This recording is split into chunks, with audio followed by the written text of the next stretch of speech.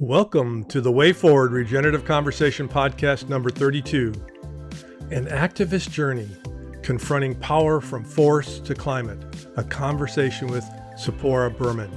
I'm Jim Burke, the producer. How can we harness the power of activism to transform the environmental landscape and policy worldwide? Today, we address this pressing question with Tzeporah Berman, whose life work exemplifies the profound impact that dedicated activism can have on our planet's future. With a unique blend of direct action and policy advocacy, Tzeporah has navigated the complex interplay between grassroots movement and governmental strategies to spearhead sustainable change. Join us as we uncover the layers of her transformative journey and delve into the significant roles that activists play in shaping environmental policy. We will explore Tzeporah's early encounters with activism and how these experiences set the stage for her later work influencing national and international environmental strategies. From standing in a logging blockade to sitting at negotiation tables, her story is one of passion, resilience, and unyielding commitment to the environment.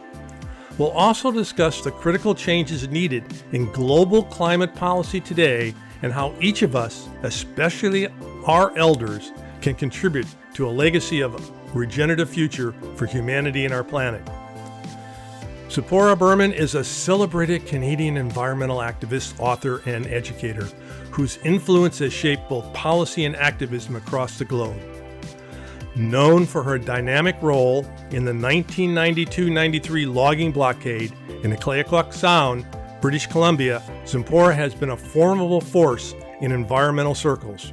She holds a BA with honors from the University of Toronto and a master's in environmental studies from York University. And she has been recognized with an honorary doctorate of laws from the University of British Columbia for her environmental advocacy.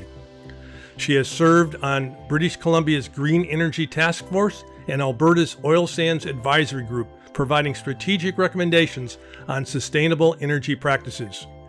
Currently, she teaches at York University and is the International Director of Stand Earth and leads Fossil Fuels Non-Proliferative Treaty Initiative, focusing on global strategies to combat climate change. Tzeporah's work has earned her numerous accolades, positioning her as a leader and visionary in the environmental movement. Her TED Talk, Quitting Fossil Fuels, has over 2 million views. And before we start our conversation, we would like to thank our sponsors, Elder Action Network and Elders Climate Action, for their support. And now for our hosts, Dr. John Izzo and Alain Gauthier. Hi, I'm Dr. John Izzo, and on behalf of my co-host, Alain Gauthier, and our producer, Jim Burke, I want to welcome you to this episode of the Way Forward Regenerative Conversations podcast. We're glad you're here and excited that you've joined us. As you know, this podcast has really a focus asking the question, how can we change the future of humanity and planet? What are the things that each of us can do and we can do collectively that will create a more positive and constructive way forward for people and planet? And as you also know, we have a particular focus on those over 50, this large cohort of people becoming elders at this very unique time in human history, and how we can work with other generations to really leverage change. And Alain, as I was thinking about our guest today, I couldn't help but think of two things. I'm reading right now a book I would highly recommend by Fareed Zakaria called Age of Revolutions. And it's a really fascinating book that covers really the last 450 years of human history, asking the question, what are the revolutions that have really changed the world and created the world that we're living in right now, right up to the current wave of populism going across the globe? And I couldn't help but think, and again, I recommend the book very highly. Fareed's such a great thinker to make things accessible to people. And he was a friend of my mentor, John Moroz, the late John Moroz, who founded the East-West Institute. And one of the things that struck me is that change happens from all directions. Sometimes it happens because of leaders who choose to go in a new direction. Often it happens because of forces in the populace. Sometimes it happens because of technology. often it happens because of people who stand up and have their voices heard in different ways from the inside, from the outside. Change happens in all kinds of ways, and these forces often come together.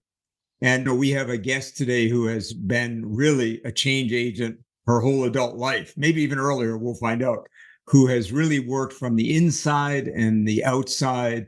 And I know almost everyone who listens or watches this podcast considers yourself an activist, whether you're a leader in a business trying to change the business you're in or the industry you're in, or whether you are blockading people going into a bank to try to stop them from supporting fossil fuel industries, or whether you're meeting with Congress people or senators. So, Alana, I'm really excited about this conversation we're going to have today. How does change happen? And specifically, what are the role that activists play in that process? I'm fascinated by this interplay between inner and outer change as well, having been a consultant most of my life, consultant and coach. So I'm very curious to see what Tzeporah is going to say to us about that. So, Tzeporah, welcome into the Way Forward podcast studio. We're glad to have you. Thank you. Glad to be here.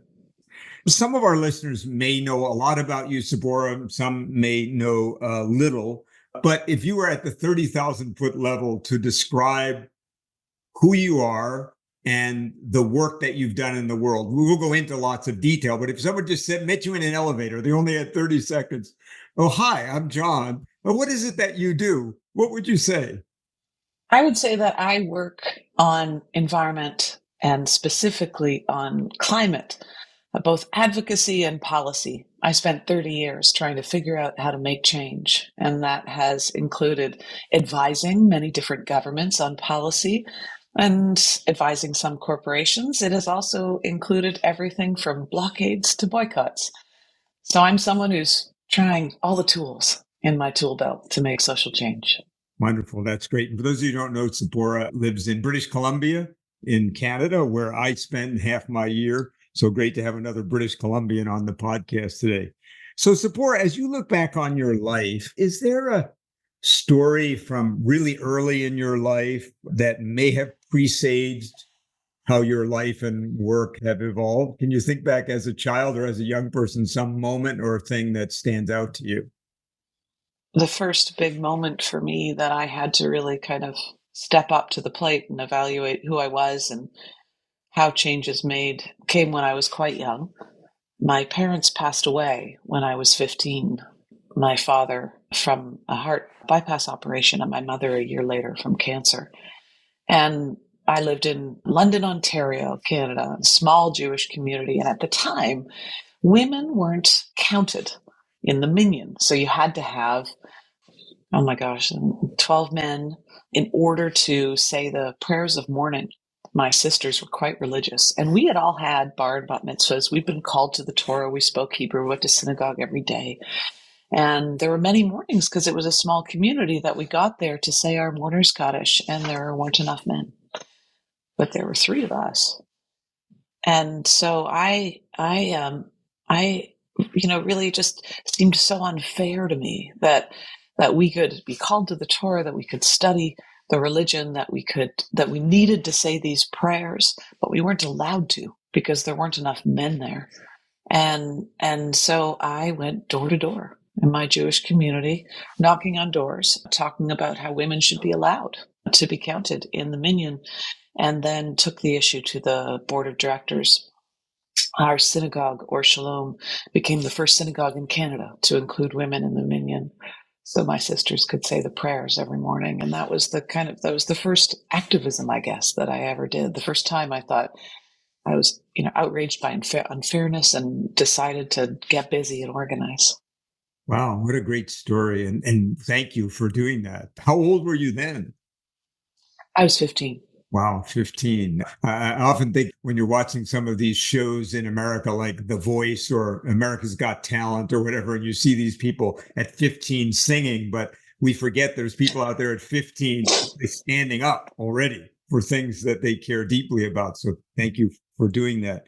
You started your early life studying fashion, but then left design to pursue environmental studies. You talked about that experience in the synagogue, but what led you to shift to environment? What happened during those early university years that you said, I think the environment's where I want to focus? When I finished my first year of fashion arts design, I wasn't sure what it was I wanted to focus on, but I felt empty. I love art and art history and fashion, and it was a dream of mine to go to fashion art design. I worked really hard to get into the school, but I couldn't let go in that first year of this feeling of these aren't my people. This is not, there was a depth missing for me, and I was searching. And I decided that summer I had never really seen the world. We had been difficult life between 15 and 19 with both parents gone. And my sister and I decided that we were going to save up all our money for a Eurail pass. And we bought that Let's Go Europe book. Some of your listeners may remember when we didn't have cell phones and we didn't have internet. And we traveled with these books. So I had a book and a Eurail pass, and we went to Europe. And my dream was to see the Acropolis. I'd been studying art history, and we went to Greece, we went to Athens, and I'll never forget that day. I think it really changed my life. Back then, there weren't a lot of rules yet around how much traffic could be in a city and pollution. We didn't have vehicle efficiency laws. We didn't have a lot of the rules that we have now. And the city was covered in smog. And I remember standing up at the Acropolis, and it was before the Acropolis had been redone. So it was literally crumbling. It was eroding. And I was looking down on Athens, and it was just this yellow cloud. And we got down to our youth hostel, and we were both coughing, and black was coming into the Kleenex. And I stood in the mirror and I wiped my face, and it left white streaks on my face. And I was pretty spoiled coming from Canada. I'd really never experienced pollution like that before. And we were just disgusted. And we said, let's go somewhere clean. Let's go hiking. We just both felt depressed by it. And so we randomly picked a place on the map in Germany, the Harz Mountains. And we were joking about lederhosen and beer. And we were going to hike through the forest. And we took a train that night. We got to the Harz Mountains and went hiking, and it was the eeriest thing. We hiked the entire day through a standing dead forest. Not a leaf, not a bird, just these sticks, standing dead forest. And we got to the end of this hike, and there was a big plaque, and there's a German couple there who spoke English, and they translated it for us. And it said, "This forest has been left standing as a testimony to the impact of industrial society, and it is dead because of acid rain." And those 2 days back to back, it was like, it was like I had a new lens on my face, new glasses to see through. And from that point on, I couldn't see anything else. I started reading about acid rain and ozone hole depletion and forest loss and pollution. And I say in my first book, it was like when you squish the toothpaste out of a tube, you can't get it back in again. It was that awareness changed everything for me. And I went home so thankful for what we have in Canada. And I dropped out of fashion arts design, and I enrolled in the University of Toronto in the environmental studies program. Oh, what a great serendipity. There are no accidents. So you wound up finding your calling in that way. Now, when you were only 23 years old, you went to Vancouver Island to study seabirds. When you came back a year later to continue your studies, the forest that you had been studying, a good part of it had been clear cut. What followed would become the largest civil disobedience in Canadian history, focusing on logging in the Clayoquot Sound. I remember I wasn't even living in Canada then, and I remember, and I grew up in New York City. I never saw an old growth tree, honestly, until I moved to the West Coast, in the 1980s. So I was probably 28 years old before I ever saw an old growth forest, but I had this heart for the forest for whatever reason. Even in New York City, we had these big trees that I loved.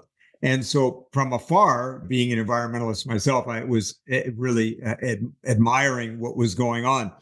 You wound up being the spokesperson for that protest movement. Tell us about that. It must have been an incredible experience. It really was. I mean, the experience in Clayoquot Sound really changed my life. I there I was at the University of Toronto, and I was taking a geography class, and I remember seeing an image that the professor showed of the ancient temperate rainforest, trees that were 30-story office towers, 300 feet tall and 1,000 years old. And I just sat there thinking, I didn't know Canada had rainforests, and I realized how little I knew about my own country. And so the naivete of youth, I bought a pair of hiking boots and a backpack and literally spent all my money on a plane ticket, and I flew out to the West Coast, to British Columbia, landed in Vancouver. I didn't know a soul. That's when there was Yellow Pages. I remember standing at a phone booth in front of the youth hostel and looking up environmental groups, trying to figure out how to get to the rainforest. Found this environmental group, Western Canada Wilderness Committee, that worked in the rainforest, and I marched into their office. I'm here to volunteer and go to the rainforest. And they stuck me in a back office licking envelopes and stuffing stuffing mailers for a couple of weeks. And then there was one day when the head of the organization, Paul George, icon in British Columbia conservation politics, he came out of his office and he was, that girl's still here. She's done her time. And he said to the campaign director, Joe Foy, you're going up to the camp. Take her up to the camp. And so persistence, important. And so Joe said, well, go get your backpack, jump in my truck. And he took me up to the Carmona Valley where they were doing research, and I just fell in love. I mean, these forests are absolutely incredible. It was really, walking into those forests, feeling the moisture in the air, seeing that I didn't even go up to the beginning of the root ball, these trees that were towering giants surrounded by them, ferns that were the height of my shoulders. I felt so small and so held by this place. It was magical. It was like a dream. And I just fell in love with it. I didn't know what I was doing. I didn't know how change was made or activism or anything like that. And I was a good Jewish girl from Toronto. I cooked. That's the only thing I could think of to do. I cooked for all the scientific researchers and the people in the camp and tried to make myself useful. And I just fell in love with that work. And I decided to come back the following summer as well when school let out. And most of the area that we had been researching in the valley next door, the Walburn Valley, had been completely clear-cut logged, areas I knew well. And I was just devastated. I'd never seen anything like that. And I realized at that moment that the scientific research was going to go too slowly. Like, even though we were proving these endangered seabirds were dependent on the rainforest to survive, on the old growth rainforest to survive, the forest was being cut faster than we could do the research. And this group of people came through the camp in a van saying, we've heard that the local community's protesting up in Clackwood Sound. We're going to the protests. And I just threw my backpack in the van and went with them. I'd never been to a protest in my life. I was terrified. At the time, I was thinking about law school, and I was just so inspired. This was 1992, and I met doctors and nurses and teachers and from the local community and watched them getting hauled off to jail, standing in front of those logging trucks. And that first year, again, I was terrified. I didn't know what I was doing. I cooked and listened and learned. And then in April of 1992, my friend Valerie Langer from the local community, Friends of Clackwood Sound, called me up. I was back in Toronto, and she said, the government's just made a decision to log the majority of Clackwood Sound. And most of us can't go back to the blockades because when we were arrested, we had to sign a bail condition. And you're one of the only people who have experience now in this camp. Can you come back? And so I went back April 1993, and we created a camp and a protest. Our goal was, if we get 100 people to come and join us. By the end of the summer, 10,000 people had come. Over 857 people had been arrested.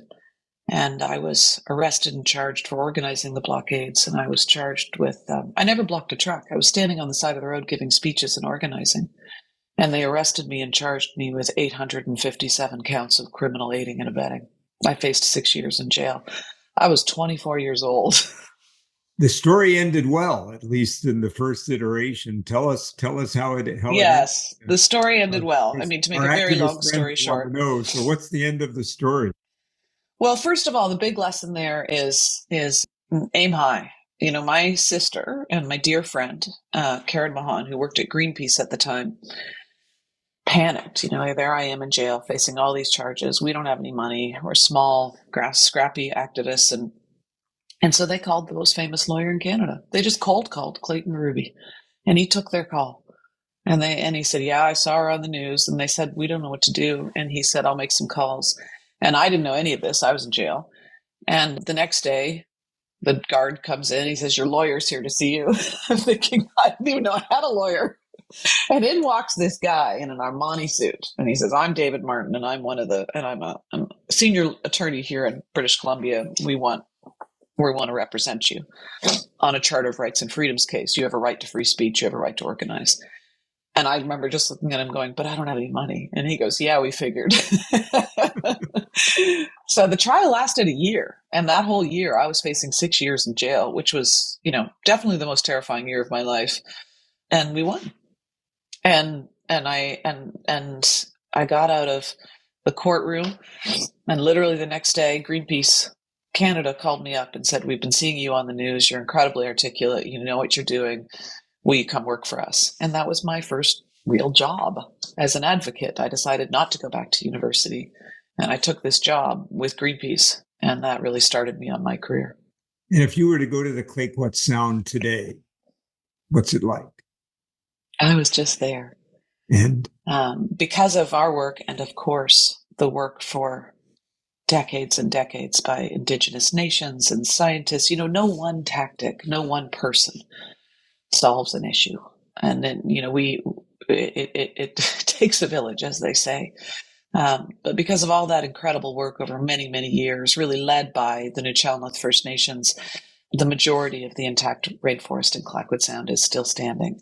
And in fact, it's great we're talking today, because it's only in the past month, can you believe it, 30 years later, that the provincial government and the Indigenous nations are signing final agreements for permanent protection for a lot of the old growth rainforest in Clayoquot Sound.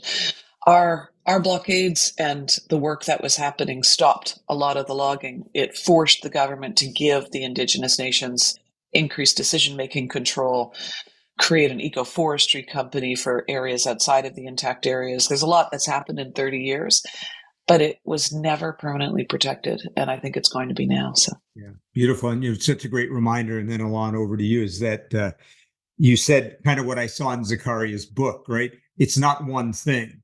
It's a whole combination, and we have to, and often we have to stay at it for a long time. And Rex Weiler, one of my good friends, one of the Greenpeace founders, Rex, a good friend, said, the thing about things like a forest is you only have to lose once and the forest is gone. So we often have to stay at these things for years. Alon, come on into the conversation. Yes, thank you for the beautiful story you told, Tzeporah, and how it ended is important.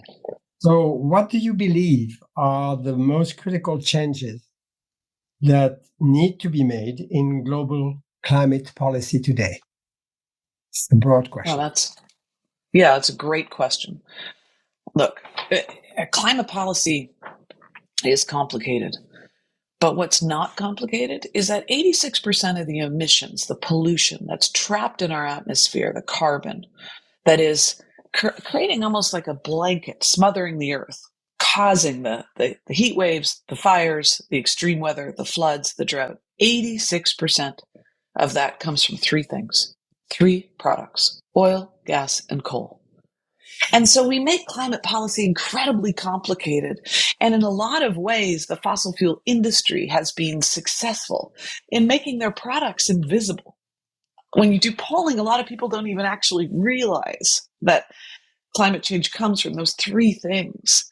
If you search the Paris Agreement today, the international agreement that our countries have reached on climate change, the words oil, gas, coal, or fossil fuels don't even exist in that agreement.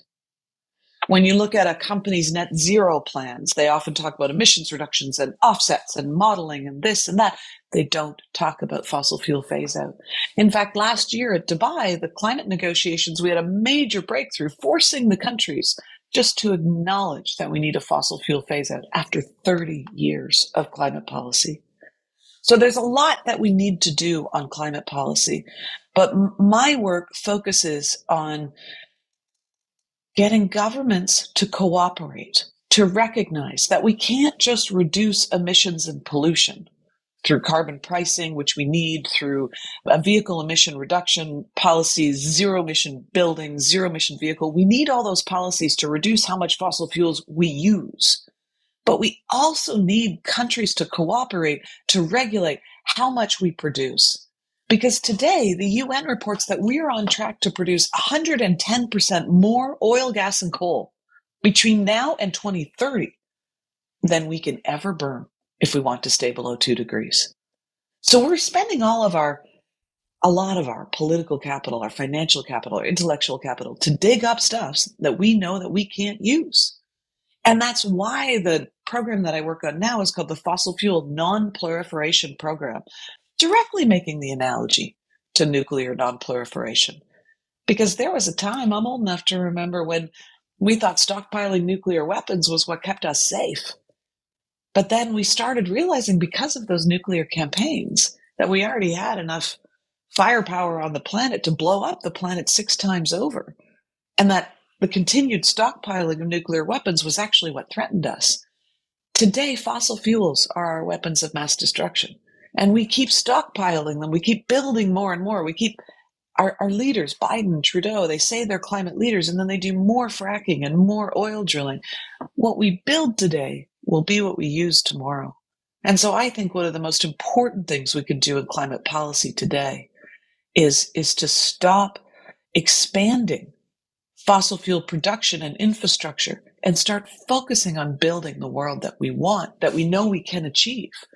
Because we know that today we could replace 50%. A couple of weeks ago, the IEA, the International Energy Agency, produced a report that said we can replace 50% of our uses of fossil fuels today.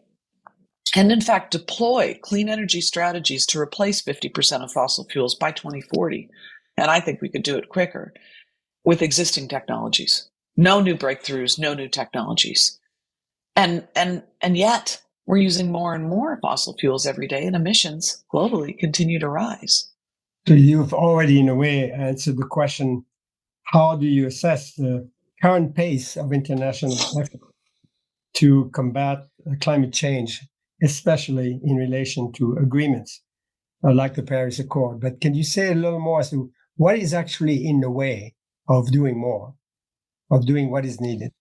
Well, let's talk about the pace first. So we actually are seeing a lot of success. We're seeing a number of countries who are seeing, well, most of Europe, for example, emissions go down. So the amount of pollution they're producing is going down, which is the goal. You know, every ton of carbon that we emit right now that gets trapped in our atmosphere costs lives. And so we need to reduce those emissions. And that is happening in a number of countries. We've seen massive escalation in good climate policy, countries committing to ban the fossil fuel car by 2030, 2035, 2040. We have dozens of countries that have done that now.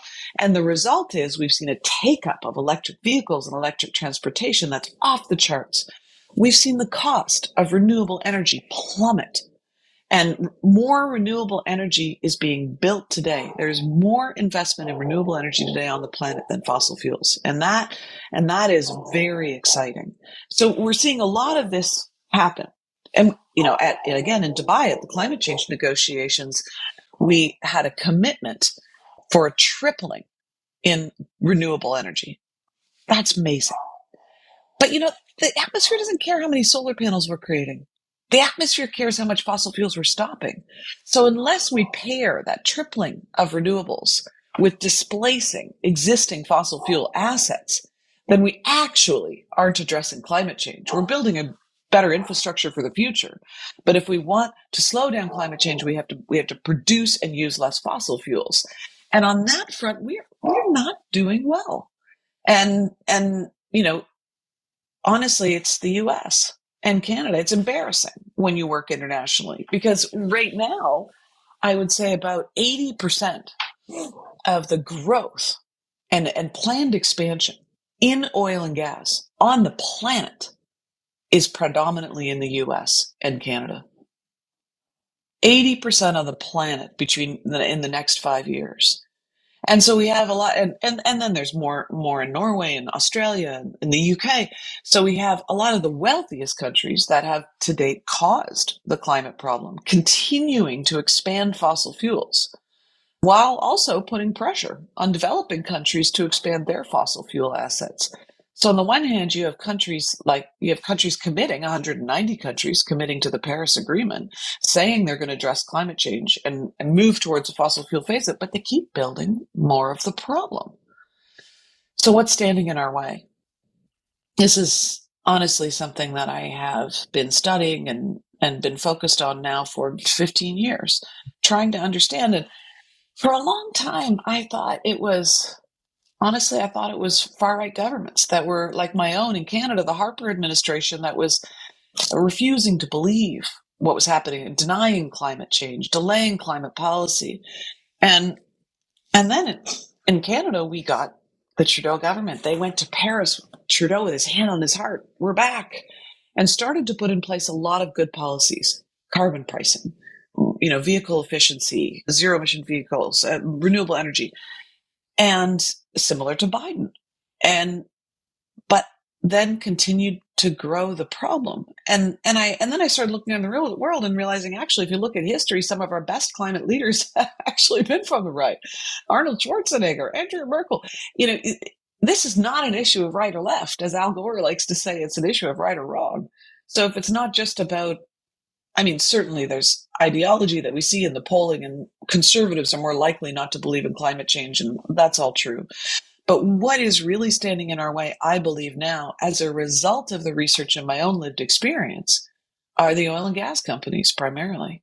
It's the fossil fuel industry. We now have evidence through the climate litigation, the Exxon lawsuits and other climate litigation around the world that show, and the incredible work of academics like Naomi Oreskes, Merchants of Doubt, and others. There's an organization called Influence Map. These organizations and individuals have been studying the influence of the oil and gas industry for the past 50 years. And here's what we found out. We found out that they knew. They have scientific reports from 50 years ago saying this is what's going to happen, and it's because of your products. And they buried that science, and then they denied it. Then they funded denial, billions of dollars into think tanks and policy groups. Then they infiltrated the climate policy systems.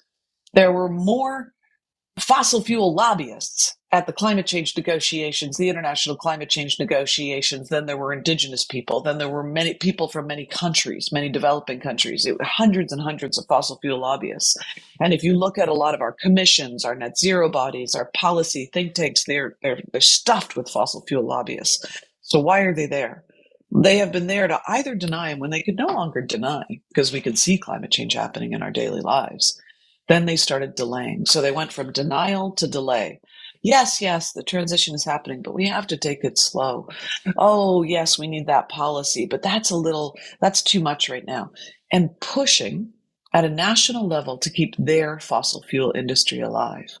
So fossil fuel subsidies, the amount of money, taxpayers' money, that our governments are giving to fossil fuel companies has gone up in recent years. The IMF reports it's now $13 million a minute on the planet of taxpayers' money going to the wealthiest companies on the planet. Because make no mistake, these are the most powerful companies, and they're the wealthiest companies in the history of the world. The fossil fuel industry has made $2 billion a day in profits every day for the last 50 years. And so they stand to benefit from increased fossil fuel expansion. And they're convincing each of our governments that, yes, well, we'll use less oil and coal in the future, and we should invest in renewable energy. We should be the last barrel sold. So right now, many countries are investing in their own fossil fuel industry, keeping it alive with these subsidies and producing more, even though they know the world needs to produce less for our survival. And the fossil fuel companies say, no, we're part of the solution. We're going to invest in renewable energy. It hasn't been true. 98% of the capex of the large oil and gas companies is going to more fossil fuels, only 2% to renewables. So these are wealthy, powerful companies invested in continuing to make those profits, and they're the ones holding us back. And that's why I really think people should support political leaders who have stepped out and are having the courage to face that lobby. Gavin Newsom suing the oil and gas companies this year. That takes courage. Yeah, and this is why for years, Tzeporah, before I was driving an electric vehicle, I would never stop at an Exxon or a Mobil station. I don't care if they've got some tiny bit of religion now, and let's face tiny is probably an exaggeration because of the years that they funded all this denial. And I think it shows again the complexity of change, doesn't it? Because let's take in Canada, for example, or US, where a fair amount of economic growth has come from fossil fuels, in Western Canada, for example, and fracking in the US. And it seems to me one of the challenges is that the argument that, a lot of politicians who have tried to do stuff around climate change have tried to argue the green revolution is going to create, jobs, which it does. But for whatever reason, that has never really caught on in the public zeitgeist, right? People don't believe it. And so it's one reason why I think that they can continue to do that. But you're right, the powerful interest. So besides suing, how do we crack this nut then? Because you're right. If we drill it, we're going to use it. Let's face it. If it's drilled and it's cheap, we're going to use it, right? So what's the answer? What can we do next to really try to change the game? Because you've changed the game a few times. What's the game changer, right? Well, first of all, we have to stop thinking of ourselves just as consumers and start thinking of ourselves again as citizens. And what I mean by that is, when you talk to people about climate change and they feel guilty, well, I still have a car that uses gas, or I haven't been able to put solar panels on my roof yet. And so they turn away from the issues. Again, this actually traces back to the oil and gas companies. BP was the first one to popularize the idea of the personal carbon footprint. They want us to feel guilty for using it and put the onus on us. So what I mean when I say stop thinking of ourselves just as consumers, this isn't just about what light bulbs you buy. It's about what laws you support. It's about engaging with our elected officials, voting for climate leaders, but also in between the elections, are you telling your elected leader what you care about? Because that matters. They look at how many calls they get, how many letters they get, how many petition signatures they get to decide what they're going to work on, to see what they have political space to work on. And this stuff is hard. So we need to be communicating with our members of parliament, with our senators, with our congresspeople, with our governors, etc. And that's really important. But what are we asking for? A lot of people turn away from climate change because they feel like they're not experts. And honestly, I've got 3 university degrees now. And when I first started working on climate change, it took me a while before I spoke up publicly on it because I kept going, okay, I know, it's a carbon tax. No, it's a cap and trade. Okay, it's these targets, but that target has to be for 2030, has to be from a 1990 benchmark. We made it so complicated that people feel like they can't engage. But look, it's not that complicated. Are you building the bad stuff or are you building the good stuff? Are we stopping and committing to phasing out and phasing down fossil fuels? And are we increasing renewable energy in a way that is equitable and fair? Making sure that the systems and infrastructure and policies that are put in place have significant equity and fairness filters in them so that we don't leave anyone behind. We don't leave any communities behind. What kind of jobs are you building? Jobs that are for in the fossil fuel industry, jobs that are for more highways, more airports, more infrastructure, more gas stations, or are you building more renewable energy and low carbon economy? It's that simple. And even just saying to your politician, I'm prioritizing the climate emergency. How are you helping me? How are you ensuring that you're not producing more fossil fuels, that you're saying no to fossil fuel projects? This is what we have to be engaging on. And also, quite frankly, and we also have to be asking them to keep us safe at this point, because it's already happening. And the fact that we don't have our elected officials facing it and addressing that, I mean, we need cooling shelters in every city. We need flood prevention. We need our governments to be advocating so we have insurance in the face of the climate disaster. A couple of years ago, Vancouver had a heat dome. Vancouver's where I live. That heat dome meant that the temperature skyrocketed even at night. There was no way around it. We're not used to that in Vancouver. We don't, we're a temperate climate. We don't have air conditioning, most of us. 700 people died in 24 hours. And it was the elders, especially the Indigenous elders, sitting in their homes who literally died from heat exposure in Canada, in northern Canada. And this is happening now all over the world. Last year, 7 million people died from high heat, lethal heat, as it's now called. 5 million people died from air pollution alone due to fossil fuels. Fossil fuels are the single largest cause of premature death on the planet now. So we have to be demanding that of our decision makers. So I spent a while thinking, but how can we, if the fossil fuel industry is literally 5 to 10 companies that are holding the power, 5 to 10 banks, by the way, how can we combine our power? Because we don't have time to fight this project by project. I spent 6 years fighting pipelines, Keystone, Gateway, Energy East, Trans Mountain. You know, I stood with people in Standing Rock. I stood with people in the heart of the Amazon against oil drilling. But every time you stop a project, they start another one. And so I started thinking, how can we combine our power? Because together we're more powerful than apart. And that's also why we created the Fossil Fuel Treaty. People can join up at fossilfueltreaty.org, because together we now have one demand of all governments around the world. Our governments need to come together and cooperate to stop the expansion of fossil fuels. Why do we need cooperation? Because every government wants to be the last barrel sold. They're all looking at competitiveness, but also because if one country stops slowing down producing or stops expansion and starts winding down and another country just produces more, that doesn't work. But also because there are a number of countries in the world that can't stop on their own. Ecuador, drilling for oil in the heart of the Amazon just to feed their debt. Malaysia, at 70% of their GDP, their hospitals would close. So we need the wealthy countries to act first, and we need new international agreements, trade agreements, debt forgiveness, tax agreements. We've done this before. Landmines, chemical weapons bans, nuclear nonproliferation. We need a new international agreement to stop the expansion of fossil fuels and wind it down in a way that's fair and equitable as a companion to the Paris Agreement, to help us meet the goals of the Paris Agreement, which helps us cooperate on reducing emissions, but it doesn't do enough to reduce the production and align the production of fossil fuels with our climate goals. And so since we launched this initiative now 4 years ago, the fossil fuel treaty movement has grown around the world. The campaign is active in 40 countries. Today, there are people marching in Kenya and Argentina and Korea as part of the climate strikes behind banners that call for a fossil fuel treaty. It's been an incredible thing to watch. We have over 2,700 organizations in 117 cities that have now endorsed the idea. 101 Nobel laureates, 3,000 scientists, and really 100 cities have endorsed. A lot of states are now passing motions in councils and senates. California, Hawaii have endorsed the concept of the fossil fuel treaty. But most exciting is we now have 12 nation states, including Colombia. And Colombia is one of the largest coal exporters in the world. But President Petro stood in Dubai and said, we know every day we're making the problem worse and we can't stop. And we can't stop without cooperation and support.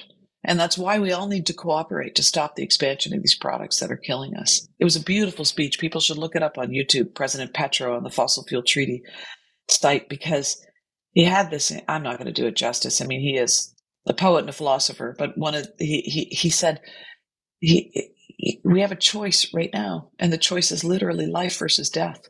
And we have to put all of our effort into building life-giving systems. And it was an incredible, I think, historic speech. And now there are many other countries that are looking at endorsing the treaty. I think we could have 20 nation states by the end of the year. And a lot of these other treaties that I've mentioned, they weren't built on a model of 190 countries by consensus, which is what we have with the Paris Agreement and the United Nations climate change negotiations, because that is very difficult. And it also leads to weak laws, I think, because you have countries who stand to benefit from the status quo, and they always want to weaken the laws. Saudi Arabia opposing fossil fuel language in the negotiations, for example. And so this treaty is going to be built by a small group of nations with high ambition, who recognize the science, who create strong rules and new agreements. And then other countries will join. And in fact, with a lot of these other treaties, we saw big countries didn't ever join, Russia, the United States. But the rules created a new social norm, so they stopped stockpiling, and that's what we're trying to do with the fossil fuel treaty. And I think it's it's a big idea. It's really bold. Some people say it's this is too big, it's too new. We don't have time for something that's new. And I think we don't have time for more of the same. We've been trying to do the same thing over and over again for 30 years, and that's the definition of insanity. So a couple of things you said, Tzeporah, really stand out for me. One is you said it's not enough for us to be consumers. We really have to be citizens. And so, we, of course, have featured on this podcast all the things we can do in our personal lives. And many of us, all of us in 4-person room are doing many of those things, but it's not enough. Who we elect and how we hold them accountable matters a great deal. I always think of Gordon Campbell, the former premier of British Columbia, who, for all his faults, really is one of the first jurisdictions that did carbon tax. And Gordon Campbell, when he was running the first time for premier in British Columbia, I was in a business group where he was speaking, and he said something I've never forgotten. He asked the question, why do politicians not keep their promises? And he said, it's because you let us not keep our promises. And I think of Bernie Sanders, who, when he ran for president, said we need a new American revolution. And what the revolution he was talking about was citizens staying engaged with their leaders, not only during elections, but after elections. So I think certainly our Elders Climate Action Network, who's one of our co-sponsors, a great example, the Inflation Reduction Act, which is probably the best piece of green legislation in America in a long time, wouldn't have happened if thousands and thousands of Americans hadn't called their congressmen, written to them, bothered the Biden administration. So who we elect matters, but also how engaged are we on this issue day in and day out? And as you pointed out, even though, the greatest growth in emissions is happening in places like India, as you pointed out, the greatest new production is happening in the United States and Canada, right where our listeners live. So engage and really be a part of the conversation. And the other thing I thought of is you made a really important point about as important as these international treaties are, they often have no teeth. And Fareed Zakaria talks about that in his book, Age of Revolutions. We still live in a nationalistic world where individual nations mostly make decisions. And so you really point out that this is a nation by nation battle, right? So if you live in the United States, you've got to help your country make wise choices. So, and as you said, it's going to happen country by country to a great extent, because at the end of the day, treaties are only as good as the nation's commitment to do it at the end of the day. It's so important in the nations we live to push us to really step up. That's absolutely true. And the change has to happen at a national level and even at a local level. And what your city does is important, what your state does is important, what your country does. And treaties can be binding through trade agreements and through other mechanisms. And we've seen that in the past.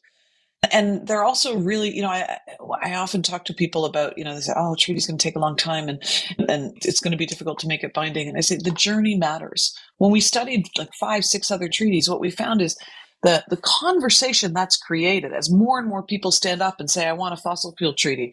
We create a conversation about how it's not okay to be expanding the problem and saying you're in a transition.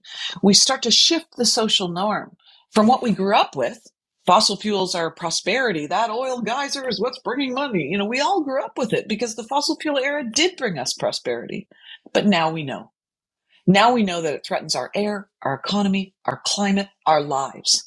And so now that we know that, we have to shift that norm from the thing that brought us prosperity to the thing that is threatening our life. And that conversation, the leadership by countries agreeing to stop expansion is absolutely critical. And that's one of the things that a lot of the modelers don't really understand. Leadership is critical in moments of change. And so having those 12 countries that are now saying, no, we agree, we need to stop expanding fossil fuels, especially a country like Colombia that's still dependent on mining for coal and exporting coal. And they're saying, no, we need to stop. We all need to stop. Let's work together to stop. Stop the expansion and wind it down. No one's saying turn off the taps overnight. Obviously, the world still uses fossil fuels, but we have enough. We have enough on the surface of the planet or already under construction to use while we transition to renewable energy and safer systems. So we don't need to be building more. And so I agree with you that it is on the national level. International leadership and cooperation is going to be absolutely critical because we are racing against the clock. This year, the records broke records. It's the hottest year, the most droughts, the most violent storms, the most extreme storms, the most sea ice loss, the most people died because of climate change. It is sweeping the planet. And honestly, if you're not terrified by that, you are not paying attention because it doesn't matter where you live. You can live in northern Canada and still be dying from heat waves. This is the moment where we all have to be trying a lot of things in our toolbox. And even if you're not an expert, you have to be thinking about what's the one thing you can do, the one politician you can contact, the one protest you can go to, because every act matters at this moment in history. And that's a mistake people make. They think, it won't matter if I go today, get off my couch. It won't matter if I sign this thing. And it won't matter if I protest that pipeline. Other pipeline campaigns have lost. Social change isn't linear. It happens at tipping point moments, and you never know the impact that you're going to have with that one thing. In Clackwood Sound, I meet people every day who say to me, I came to Clackwood Sound and I protested with you 30 years ago and it changed my life. I decided to go into biology. I decided to go into forestry. I decided to become a teacher. The number of people who have said, hundreds and hundreds of people over the years who have said these things to me, because you don't know the impact that you're going to have. And even people far afield. I remember meeting foresters from Chile who said, I watched that campaign in Clackwood Sound in the Great Bear Rainforest, and I downloaded those new rules the government was creating on ecosystem-based management. And I thought, why aren't we doing this here in Chile? So those are ramifications that when I planned those campaigns, didn't expect to be impacting those forests. But you don't know what the impact is you're going to have. And you just have to keep going. You just have to keep trying. And think of and set aside your time for it. And from that perspective, having been an activist at a very young age, what advice would you give to young activists, people who are just possibly entering that field, and also to older people? We have, as we mentioned, a number of older people, elders, part of our community. So I know the field is very large, but from your own experience, what can help these people move forward? Well, first of all, to everyone, no matter what age you are, talk about it. What's really interesting in the polling that I'm noticing lately is that the majority of people do believe in climate change. The majority of people know it's a great threat, that it is human caused, but they think they're alone. So they don't talk about it. Or they're depressed by it, or they feel guilty for their own fossil fuel use, so they don't talk about it. We can't solve this if we're not talking about it, if we're not creating a shared sense of urgency, especially because our kids see the news articles that the planet's on fire and, these floods and droughts, but then no one's acting like it's on fire, so it must not be true. And then they don't change their lives. They don't act. We have to be acting as though it's an emergency. We have to be talking about it. So talk about it. Secondly, to the elders, and I guess now that I'm 55, I'm one too. You said over 50. We have more time, some of us. A lot of people who are retired. Use that time well. Do the research. Join a group. You don't have to recreate the wheel. There's so many amazing organizations out there who work on climate change. I work with Stand.Earth and the fossilfueltreaty.org. Lots of information on both of those campaign websites. But whoever you support, it's Sierra Club, it's 350.org, it's Natural Resources Defense Council. There's many organizations out there doing incredible work. The Climate Solutions Project. Find the one that speaks to you. Find your people. Bill McKibben has a new one for elders, Third Act. These are organizations that are trying to combine our efforts to focus decision makers on particular issues at particular times. Sign the petitions and don't sit on your wealth. This is no time to be sitting on your wealth. Send your checks. Fund the organizations to do the good work. That's really, really critical. And don't leave it up to the kids to march. to stand up with their placards. The number of older people say, I get the hope from the youth who are striking. Why aren't you out there striking with them? The fact that our kids aren't out there dating or playing soccer and instead having to march in the streets, well, we applaud them from the sidelines? No. Dust off those placards. The time is now to engage. And honestly, that's what's going to keep you young. Like, people often say to me, how do you still have hope? How are you still doing it after 30 years? It's those moments. In New York last year in September, hundreds of thousands of people marching against fossil fuels, and marching with those people, seeing all these different people, seeing the joy on people's faces to be standing up for what they believed in together with all these people they'd never met before. That's what gives me hope. Barbara Kingsolver, one of my favorite authors, once said, hope isn't something you just have. It's something we have to create. I get up every morning and I put on hope like a sweater and I say, what am I going to do today? I've never forgotten that interview. I get up every morning and I put on my hope and I say, what am I going to do today? How am I going to create the future that I want to live in? How am I going to inspire other people? How am I going to be able to look at my grandchildren in the eyes and tell them I did everything I can? And I think that's the best advice I can give to people. There's no one silver bullet. There's no one right way to do it. It's good organizing. It's the grunt work of social change. You just keep doing it. You get up every morning and you just decide what you have the energy to do that day. And maybe it's 5 minutes. Maybe it's signing a petition. But maybe it's an hour volunteering. Maybe it's more. And it's not just protesting. People can use their skills and whatever skills they have. We need researchers, we need writers, we need protesters, we need speakers, we need people who are hosting podcasts so more people can get inspired. Tzeporah, connecting a couple of dots there. So right, we talk a lot about how this particular group of elders, the over 50s now, are going to be the longest lived, wealthiest, most highly educated, and greatest percentage of population of elders in human history in the developed world. And what we do with our time, our talent, our treasure, and our political muscle is going to have a big impact. We can't say, oh, it's up to young people to do this. And I want to connect something you said. You talk about people who said to you years later, I was a part of those protests at Lakewood Sound, and it changed my life. And one of the things, as you said, as we get older, nothing will keep you young and more alive and more filled with purpose than feeling like you're doing something that's going to make the world a better place before you go.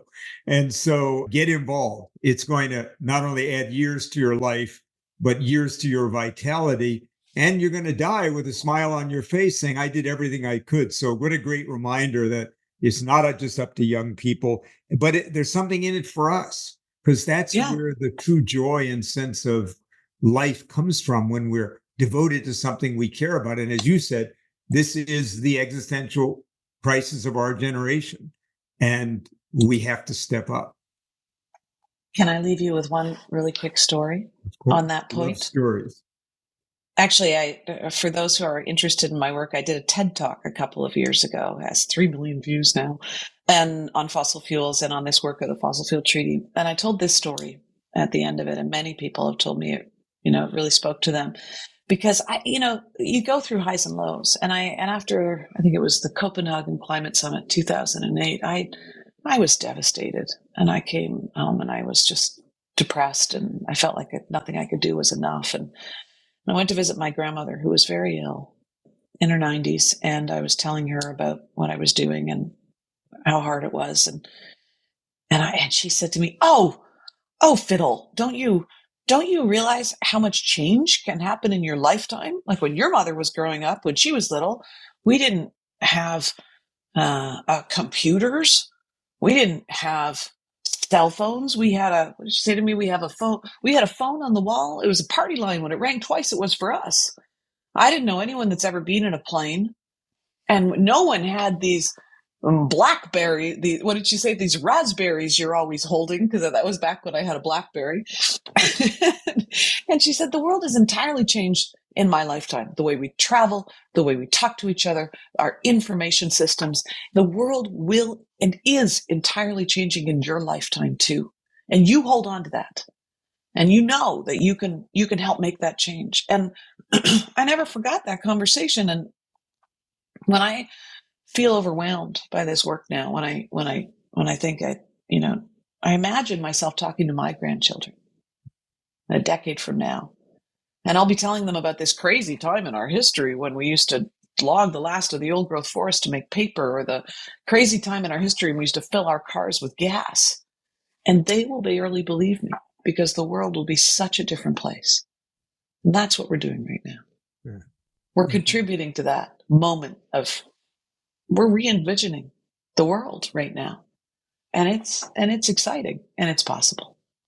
Beautiful way to end our conversation. Alon, over to you, and then I'll bring us to a close. We ask all of our guests a question, a personal question. How do you try to live more regenerative life, both in the inner and outer world? I spend a lot of time in nature. That's where I do my best thinking. I walk the beaches. I walk the forests. I when I'm troubled, I find it very healing. It's critical for me to keep going. And as I get older, I realize how important a meditation practice is. I use an app from the Plum Village monks. Sometimes it's just 5 minutes, sometimes it's 20 minutes, but it centers me and helps me to keep going, clears my mind. And, I do yoga and a thing called bar method, but at Pilates, I think we can't take our bodies for granted. We sure know that as we get older. And that those things are incredibly important for being able to continue to do this work in a healthy way. So first of all, thank you, Tzeporah, for this conversation today, even more for your life's work and your continuing efforts on behalf of us and future generations. We really appreciate it. As I was listening to you today, I couldn't help but think you were talking about how this is often a generational battle. And I was thinking, when I was a young person in Staten Island, New York, it was the one borough of New York City that still had a fair amount of green space. But the developers were really starting to encroach and clear all of that for new housing. And there was something called the Green Belt in the center of Staten Island. It was a ring of some public land and private land that was still in its natural state. And they were finally going to cut into the Green Belt. And I was only in high school at the time, and it was part of these protest movements about the Green Belt, stopping the Green Belt. And we won that battle, but as my friend Rex says, you only have to lose once and something like that is gone. And I left Staten Island, moved to the West Coast, and lived here for many, many years now. And I was flying over Staten Island a couple of years ago, going into Newark Airport. And I happened to look down at the island. And there in the center of the island, in spite of all the development was happening, stood that green belt, still pretty much intact. And I kind of smiled. I thought, well, I left in high school, I went to university and left that battle, but other people for 35, 40 years kept doing it. And that green belt is still there. And to me, it's such a great reminder. This is generational work, but we have to stay at it. And together, from many different angles, we can, in fact, build the future we want to build. It won't be easy, but we can do it. And that's really what I hear from your message today. So thanks again. Please go to her website. You'll see it in our links, and read her books, watch her TED Talks. So finally, we want to thank you, our listeners. You're why we're here. I'll remind you that one of our sponsors is the Elders Action Network and their sister organization, the Elders Climate Action Network. If you want to get involved, those are two great ways to do so. As we always say here on The Way Forward, the future is not a destination waiting for us to arrive. The future is created now by what we are doing today and tomorrow. So thank you, Tzeporah, for helping to create the future history. And we thank you, our listeners, and we look forward to seeing you next time on The Way Forward. Good day. I want to thank you for taking the time to listen to our podcast, The Way Forward Regenerative Conversations. You have many choices, and we appreciate your interest and support. You can reach us at our email address, thewayforwardrc@gmail.com. Please share your thoughts and feedback with us. Only with your help can we make this a podcast you want to listen to and share with your friends. If you have guests you would like us to have a conversation with, please email us your recommendations. I would also like to thank our sponsor, Elders Action Network, who is building a movement of elders to address the environmental, governance, and social issues of our time. Their website is eldersaction.org. Until next time, I'm Jim Burke, and this is the Way Forward Regenerative Conversations podcast, which you can listen to on Apple Podcasts, Spotify, Podbean, and Amazon Music. In parting, may I wish you a regenerative present and future.